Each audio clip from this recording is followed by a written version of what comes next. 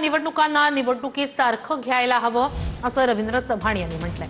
निवडणुका झाल्यावर सगळं विसरायचं असतं असंही भाजपचे प्रदेशाध्यक्ष रवींद्र चव्हाण यांनी म्हटलंय। कल्याण डोंबिवलीतील काही प्रवेशांबाबत आक्षेप घेण्यात आला, याबाबत वरिष्ठ मंडळी चर्चा करून निर्णय घेतील असंही रवींद्र चव्हाण यांनी म्हटलंय।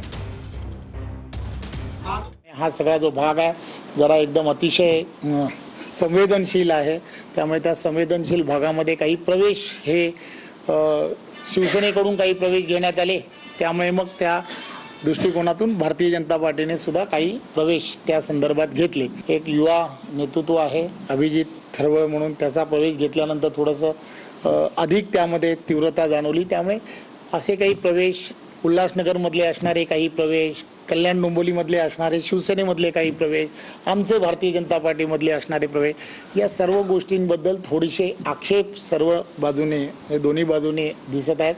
त्यामुळे त्या संदर्भात वरिष्ठ मंडळी सगळेजण बसतील असं आम्ही सर्वांनी ठरवलं आहे।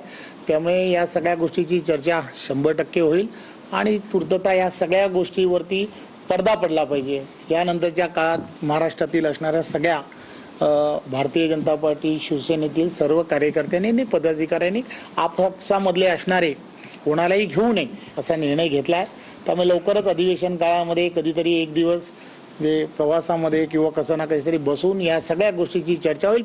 निवडणुका असतात, निवडणुकांना निवडणुकीसारखं घेतलं पाहिजे आणि निवडणुका संपल्यानंतर सर्व विसरलं।